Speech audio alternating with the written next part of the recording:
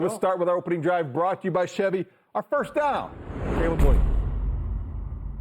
My leadership-wise, stepping up, I think you got to start off with earning that respect, and a lot of that comes from being able to go win ball games. Doing it on Sundays, and obviously you got to show up, you got to work. Monday to Saturday, and then on Sundays you got to go win. So it's a 7-day week process, and so I think I've earned some respect from my teammates and things like that, and I got to keep earning that. I got to keep doing the same things and doing it better than I did last year and the year before. And so, that's my goal. That's my mindset. It's always lead by example. And then, if anything needs to be said, I don't mind being confrontational about it. Caleb Williams, Monday at Haugh and Clay. It was great to hear from the quarterback. It was nice to catch up with the other players that spoke, but the focus was on Caleb Williams entering, wait for it, year 3. This will be his 3rd season. And I think it's interesting to see the evolution, the growth, the maturity that he brought to the podium once again. Just reminded you of just how much command he has and how he's ready maybe this year more than ever to be a leader in that locker room. Yeah, I think leadership is something that he's really going to take on his own. And people are saying, what's more important, leadership or completion percentage? To me, leadership is the cause, completion percentage is a symptom. If he grows as a leader, he has better command, he has better vision, he's getting the ball out quicker. So all that comes down to him being a leader, and it also raises the floor of your team. When you have a guy that's a leader, you're holding everybody accountable, and everybody raises their level. Is that a real question? Do you think that people really wonder which is more important when you're talking about an NFL quarterback? Leadership or 68% of his completions he would need to commit? Because what we saw last year was Caleb Williams not completing what Ben Johnson had established as the goal for him in terms of completion percentage. But what you enjoyed as a Bears fan was the arrival of a leader. You know what leaders do? They bring you back. They rally your team. They lead fourth quarter drives. Caleb Williams did that as well as any quarterback in the NFL last season. So I personally thought that was so overstated. Well, he needs to be at 68%. And Ben Johnson said 70. Look at the results. This was one of the more magical seasons in recent Bears history, regardless of that. So yeah, you want to have a bar, but it's all about the leadership.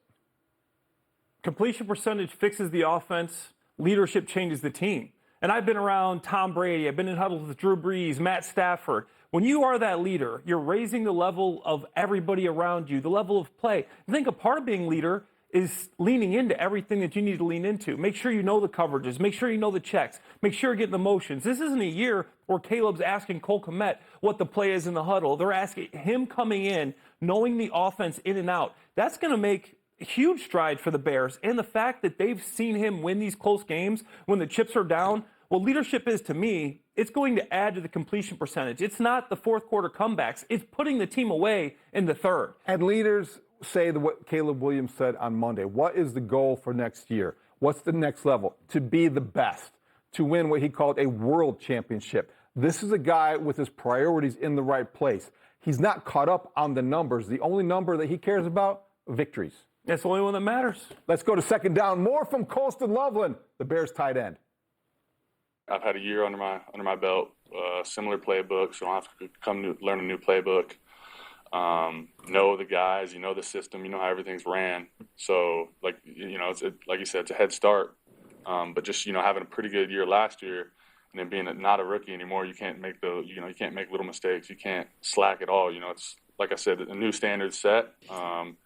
Just got to burst through that and just keep growing it. But I feel really good, and obviously got a great group of guys around me, great coaches, great staff to put us in the best position. So just got to go out there and work. Colston Loveland, he was the winner of the Brian Piccolo Award for rookies, and I think that's a great accomplishment. It speaks to how much respect he has gained in that locker room, but he's gaining a lot of respect around the league, Clay. When you look at his ceiling and you compare it to other offensive players in that Bears huddle, other than Caleb Williams, is his the highest?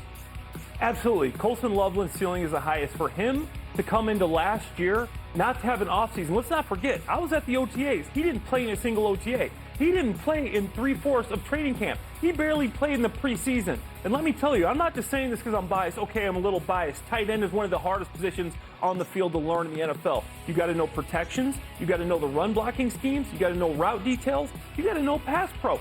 So for him to come in and to be used like the weapon he has been, when you see a player in motion, some people think, oh, they say tight end left.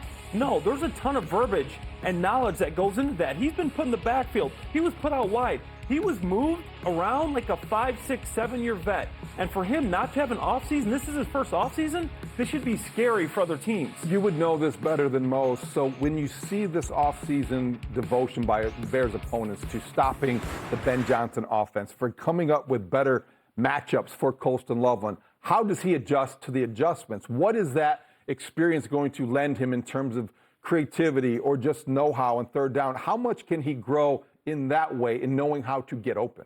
Yeah, so number 84 this year is going to be circled by every team. When you look at a scouting report, every day you come in on Tuesday, you get the scouting report. Guess what? 84 has a big circle around it. They're going to have a plan to stop Colston Loveland, but I don't think that matters. Why? Because he can do everything.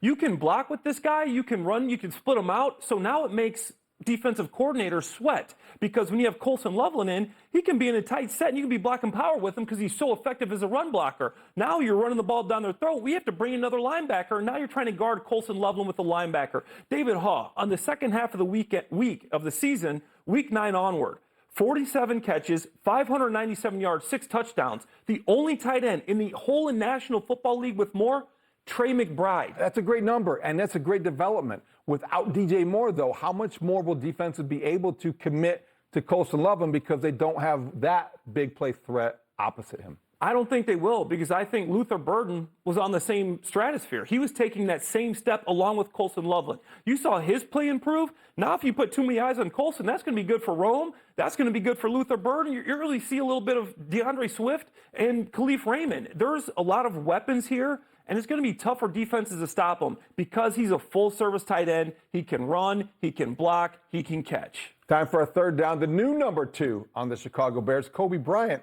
had a lot to say. I wouldn't say it's any pressure. I just feel like I said, it's a blessing to have that role, and it's year 5 for me. I'm not a young guy anymore. That's the role I was already taking in. Honestly, the investment standpoint doesn't apply to that, but just being who I am and being that leader. Clay, Coby Bryant comes in. He was speaking Monday at Halas Hall, the first chance we really got to hear him answer some questions and get to know a little bit more about his past. He's a winner. He's a leader. He's soft-spoken, doesn't elaborate much, but you know that he's coming from a championship organization. I think that he doesn't have his ring yet, but he basically could have worn it in. He didn't need to wear it into the building to identify himself as a winner. David, when you come in the locker room and you have a Super Bowl, I don't care if you won that Super Bowl 5 years ago, people look at you differently. The fact that he won it last year, he is automatically going to be a leader. People are going to be asking him, okay, what did you guys do here? What did you do here? What was your day-to-day, your week-to-week like to get you guys to that place? And to compare him to like Kevin Byard, I think it's unfair. I don't think he's going to have 7 interceptions, but what he needs to do, he needs to be the guy they paid for. 3 years, $40 million. He needs to be the safety that has man-to-man coverage ability, that needs to come down and stop the run, to be that versatile chess piece, that queen, not a knight, not a bishop, but queen, that Dennis Allen can move all around the defensive backfield. It's important to remember how different players these guys are. Even though they're playing the same position, they're different style. I think when you talk about Bryant, more downhill, more violent at the point of attack. I think Kevin Byard, certainly he could make a tackle, but his strength was in luring quarterbacks to throw him the football. And I think the thing about Coby Bryant and pressure won't be as heavy on him, I believe, because of what we talked about coming in. He's a winner, and he can point to his success in a team with the Seahawks and a defense that was dominant and the reason they won the Super Bowl. So I think that lessens the pressure that he will come to Chicago facing. And David, I think the biggest thing he brings to this team, Dennis Allen, what's he love to run? He loves to be able to run man-to-man. Kevin Byard was not a man-to-man safety. Maybe they would have kept him if he was. Coby Bryant, what did he play in college? Outside cornerback.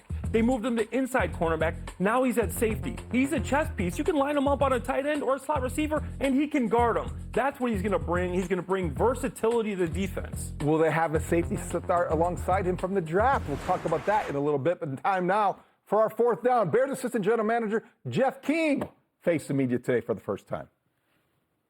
I think most really, really good coaches in this league have a vision for players. offense, defense, special teams. They get the big picture of how to construct a roster. To my point to Dan earlier, like they know when to pivot. They know when to be maybe ahead of the curve, when they feel like they're behind the curve.